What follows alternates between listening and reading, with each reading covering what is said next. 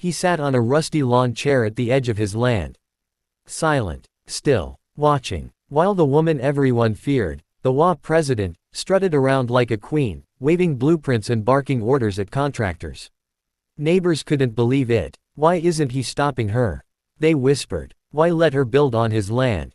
Brick by brick, wall by wall, a $6 million villa rose into the sky. And Jeremiah Carter just sat there, saying nothing. But what they didn't know was that silence can be louder than war. And when the moment came, Jeremiah would flip the script so hard that the entire community would never forget it. The Carter land wasn't just property. It was heritage. Jeremiah's grandfather bought it after decades of picking cotton under a burning sun. It was the kind of land you hold onto with your soul. Every inch carried blood, sweat, and dignity. But to Linda Grayson, the new WA president, it was just wasted potential. She saw Jeremiah's modest farmhouse and wild fields as an eyesore next to her manicured, picture-perfect neighborhood. Someone needs to civilize this place, she sneered at a meeting. And by someone, she meant herself.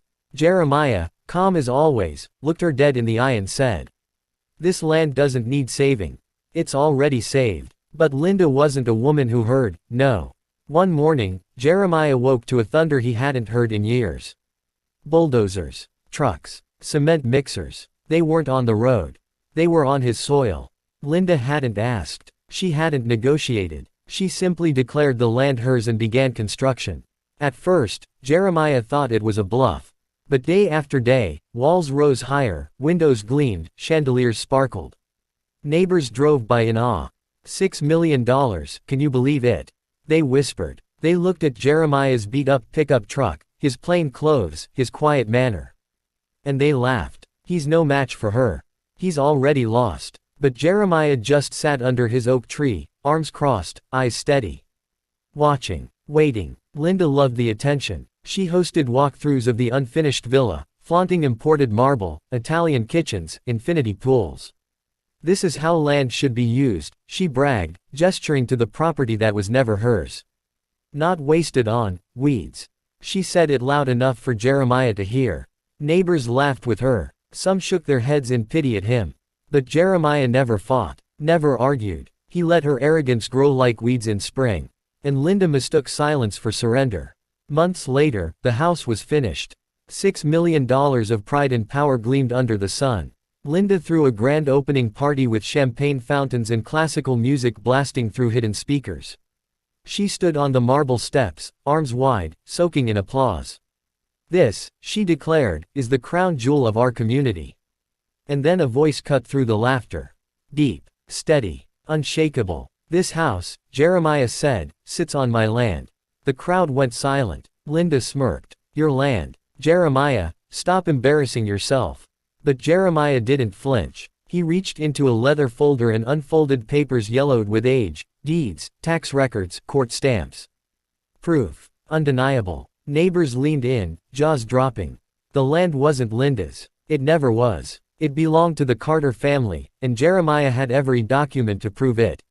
Linda's smirk cracked. She grabbed at the papers, desperate. But Jeremiah pulled them back and, with a calm voice that cut sharper than any blade, said, "You built it. Now it's mine." The room erupted. Gasps. Shouts. Even the contractors looked at each other in disbelief.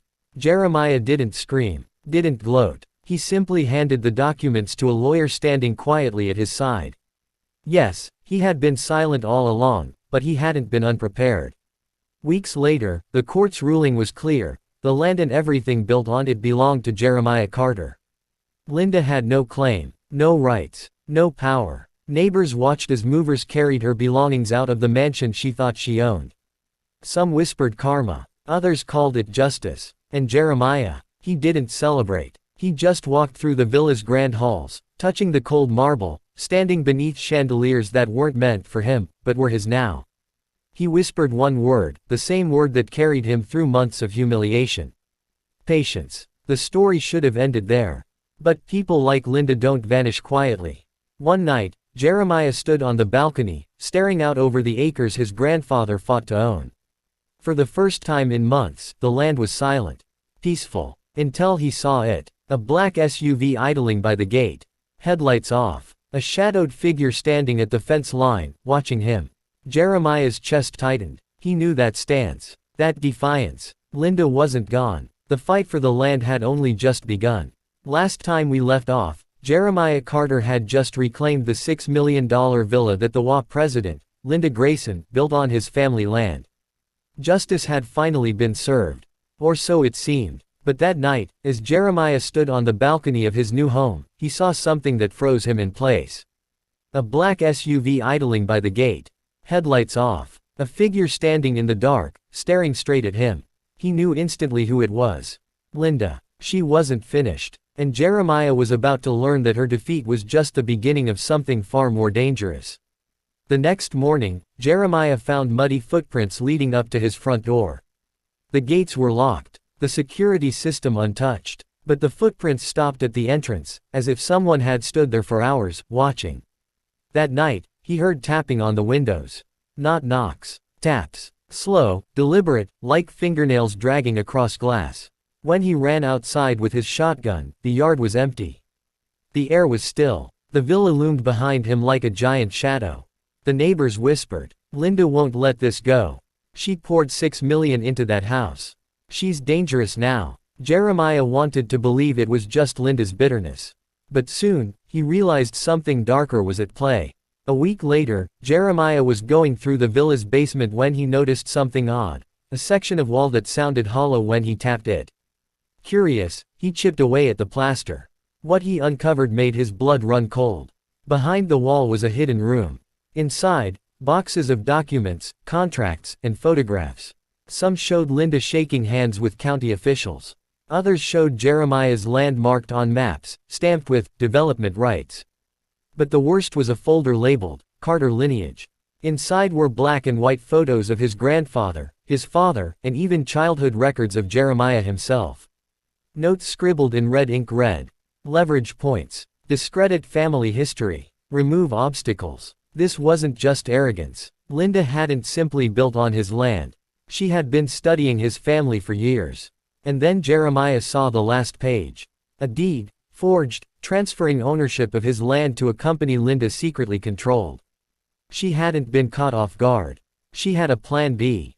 2 nights later, Jeremiah woke to the sound of glass shattering downstairs. He rushed to the living room, and froze. Spray painted across the wall in dripping black letters were the words, "This isn't over." And on the floor, smashed in pieces, was the same framed deed he had shown at the party. The one that had won him the case. Except, it wasn't his copy. He had locked his deed away in a safe. This was another copy. Someone had been inside his house, inside his private records. Jeremiah realized he wasn't just fighting for land anymore. He was fighting for his life. Jeremiah went straight to the sheriff's office. He showed the threats, the photos, the hidden room. But the sheriff just sighed. "Linda's connected," he muttered. "Half the county board owes her favors. We can't move unless she does something permanent." Permanent. The word echoed in Jeremiah's mind like a warning bell. If the law wouldn't protect him, he would have to protect himself. 3 nights later, Jeremiah set up cameras around the villa. He barely slept, shotgun by his bed. At 2:17 a.m., the alarms blared. He rushed to the monitors and saw them. 2 masked figures creeping across his lawn, carrying gas cans. They weren't just trespassing. They were going to burn the villa down, with him inside. Jeremiah stormed out, firing a warning shot into the air. The figures bolted, dropping one of the cans. But as they fled into the darkness, one of them turned back. And even behind the mask, Jeremiah recognized the eyes. Linda. But here's where the story takes a chilling turn. When Jeremiah called the sheriff again and handed over the footage, the police didn't arrest Linda. They arrested Jeremiah. The charge: filing false evidence and brandishing a firearm. The sheriff told him the footage was inconclusive. The figures were unidentifiable. And somehow, Linda had already filed a complaint against Jeremiah, accusing him of harassment and trespassing on her land. It was a trap. Linda hadn't just planned to take his land. She had planned to destroy his reputation, one accusation at a time. While out on bail, Jeremiah went back to the hidden room in the villa, desperate for answers.